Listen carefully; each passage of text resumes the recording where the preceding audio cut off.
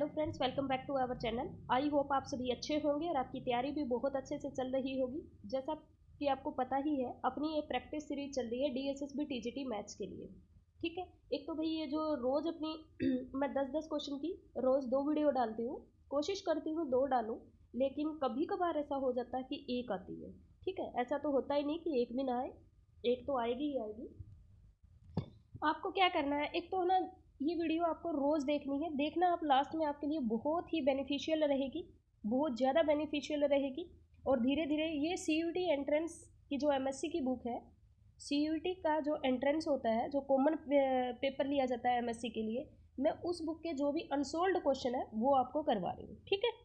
I hope ये आपके लिए बहुत ज़्यादा हेल्पफुल रहे। तो चलो भाई, इसके अंदर हम ग्रुप थ्योरी कर चुके हैं, लीनियर अलजेब्रा कर चुके हैं, मैट्रिक्स कर चुके हैं, लीनियर अलजेब्रा का ही एक पार्ट है, सीक्वेंस एंड सीरीज कर चुके हैं, uniform convergence and power series खत्म कर चुके हैं। ठीक है, इसके जितने भी मतलब तुम्हारे डीएसएसबी के सिलेबस में जो जो चैप्टर है, मैं वो सारे चैप्टर करवाऊंगी। ठीक है भाई, और थ्योरी पोर्शन करवाना हो तो आप मुझे कमेंट कर देना, थ्योरी पोर्शन भी करवा दूंगी, लेकिन मुझे लगता है थ्योरी पोर्शन की ज़रूरत नहीं है इतनी ज़्यादा। आपको एक है ना, मुझे कल ही मतलब कोई एक स्टूडेंट मिली थी, और है ना, पता ही नहीं है उनको अभी तक। कि बात ये नहीं है कि उनको नहीं पता है, बहुत सारे ऐसे होंगे कि ना वो पुराने सिलेबस के अकॉर्डिंग तैयारी कर रहे हैं। भाई सिलेबस निकालिए, या तो आप है ना, क्या कहते हैं, डीयू का सिलेबस, एक तो एक पेज डाल रखा है इन्होंने, साइड से सिलेबस निकलवा लीजिए, पर उसमें सिर्फ यूनिट के नाम लिखे हुए हैं, यूनिट के अंदर क्या है ये नहीं पता है। ये आप डीयू की साइट पे जाइए और वहाँ से डिटेल सिलेबस निकालिए ऑनर्स का। ठीक है, मैथ्स ऑनर्स का सारा सिलेबस निकालिए, या फिर आप मिशन डीएसएसबी जो एक चैनल है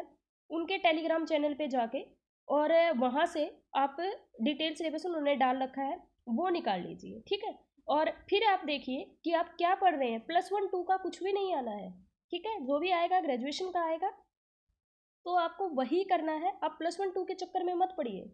ठीक है, और एक है ना, यूट्यूब पे जो भी पढ़ा रहे हैं काफ़ी अच्छा पढ़ा रहे हैं, आपको जिसका बेटर लगता है आप उसके पास जाइए, और उस किसी की अगर थ्योरी अच्छी लगती है तो आप थ्योरी पढ़िए, किसी के क्वेश्चन अच्छे लगते हैं तो आप क्वेश्चन पढ़िए। ठीक है, अपनी तरफ से हर कोई बेस्ट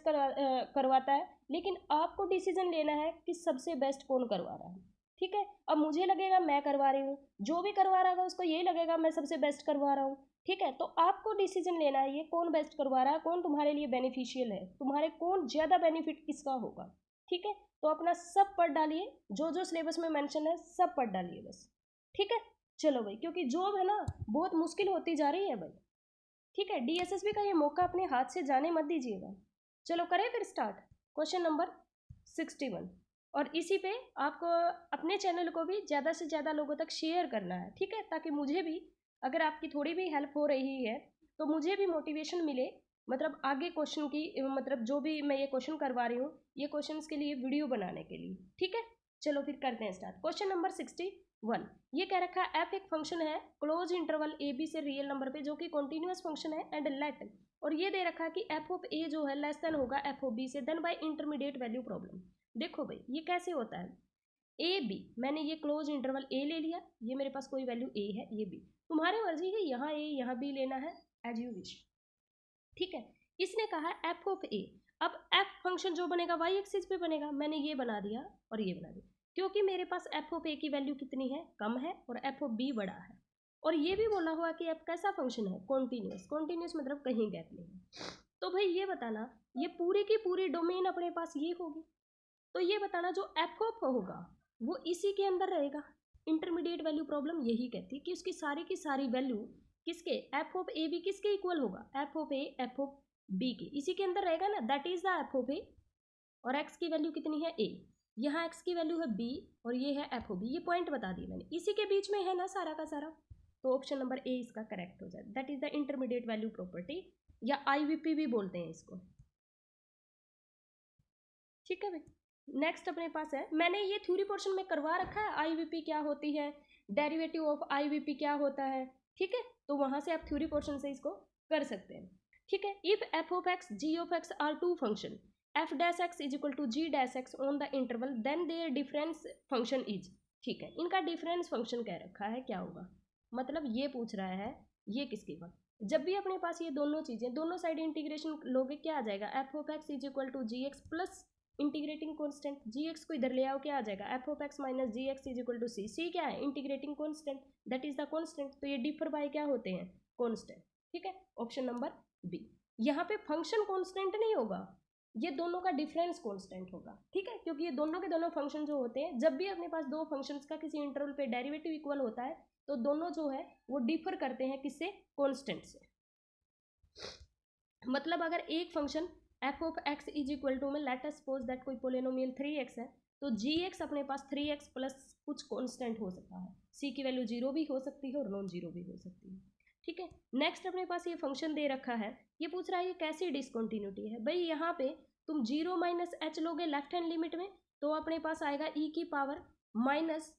0 माइनस एच लोगे तो e की पावर माइनस इन्फिनिटी, और 0 प्लस एच लोगे तो e की पावर इन्फिनिटी, तो दोनों एक अपने पास बन जाएगा 0 और एक अपने पास आ जाएगा infinity, left hand limit not equal to right hand limit. तो कैसी डिसकंटिन्यूटी होती है ये, कैसी discontinuity, irremovable, option number B correct है, जंप डिसकंटिन्यूटी है।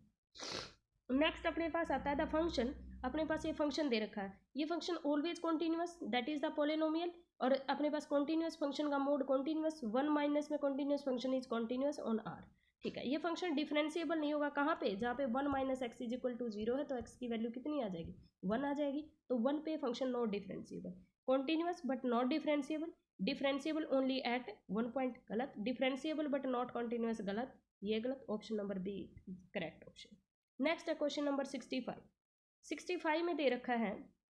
कि एक फंक्शन है जो कि डिफरेंशिएबल है, which of these will follow from mean value theorem. ठीक है भाई, मीन वैल्यू थ्योरम क्या होती है, मीन वैल्यू थ्योरम कहती है कि अपने पास कोई इंटरवल है अगर ए से बी पे, ठीक है,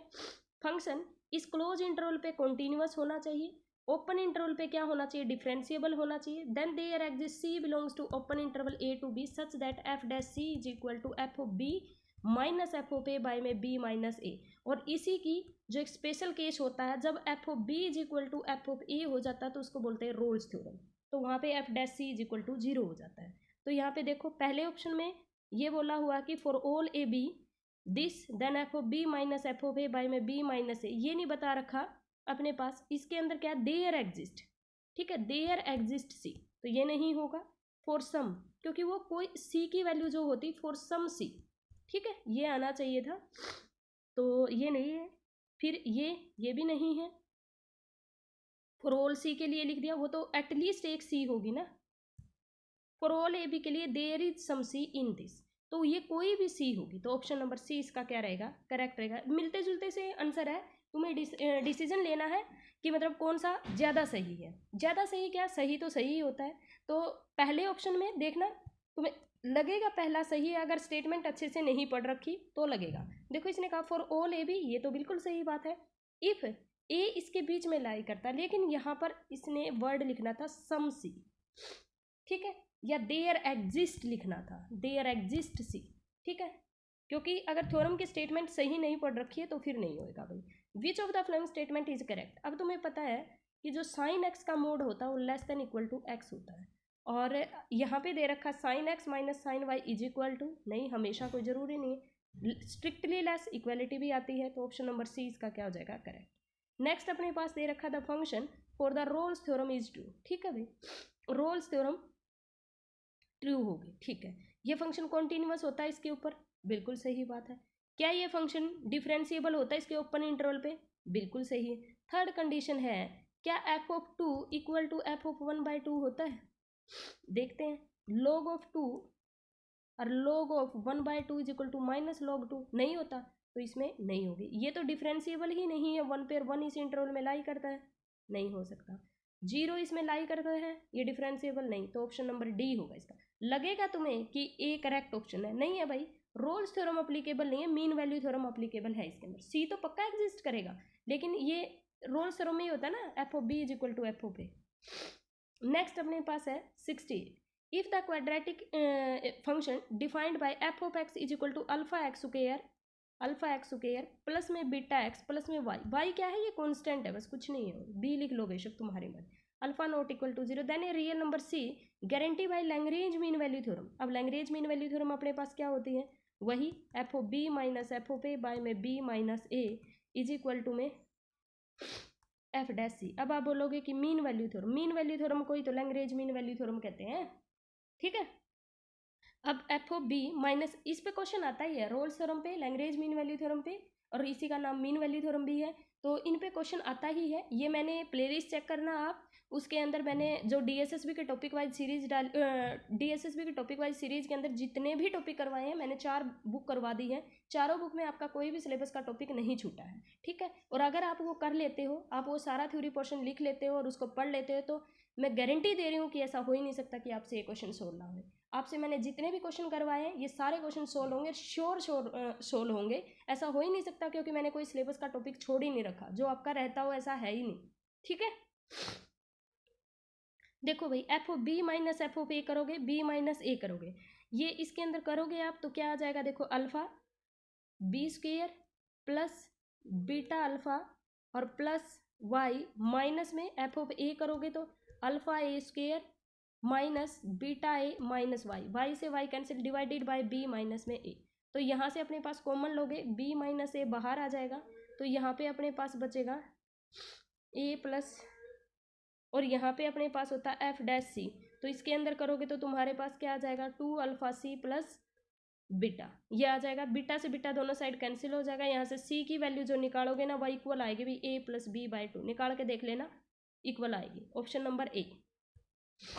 नेक्स्ट है क्वेश्चन नंबर 69, एफ अपने पास मोनोटोनिकली डिक्रीजिंग फंक्शन है, ठीक है, ऑल रियल नंबर पे F is discontinuous at certain point, ये पूछ रहा है किसी एक पॉइंट पे डिसकॉन्टिन्यूअस है, मतलब फंक्शन कैसा होगा, जैसे हमने लिया था sine X X not equal to 0 और एक्स इज इक्वल टू 0 पे यहाँ पे वैल्यू दे दे 1, ये कैसी डिसकॉन्टिन्यूटी देगा, रिमूवेबल डिसकॉन्टिन्यूटी।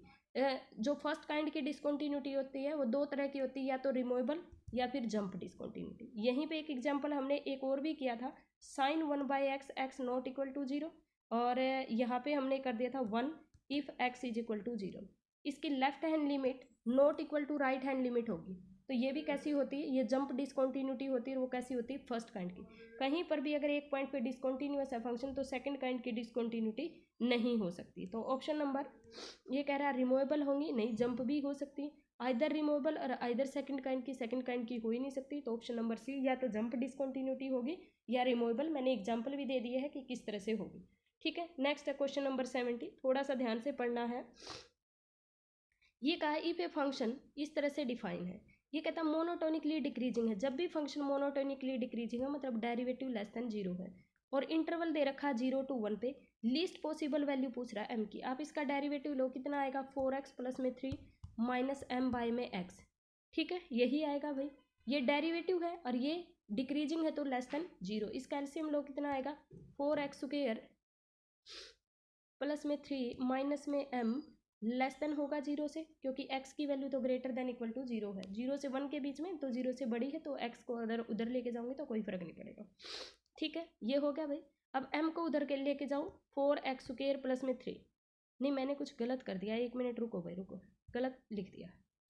पैटर्न सही है, मैंने डेरिवेटिव गलत कर दिया, तो ये आ गया 4x प्लस में 3 माइनस में m बाय में x लेस देन होगा 0 से, तो ये बनेगा, नहीं सही किया था, 4x स्क्वायर प्लस में 3x लेस देन हो जाएगा m, ठीक है, x को कॉमन ले लो, क्या आएगा 4x प्लस में 3 लेस देन अब तुम्हें ये लेना फंक्शन कैसा है, डिक्रीजिंग, तो फंक्शन डिक्रीजिंग है, जैसे ये फंक्शन है, ये 0 है, ये 1 है, फंक्शन कैसा आ रहा है डिक्रीजिंग, तो मिनिमम वैल्यू कहाँ पे देगा, अगर 0 से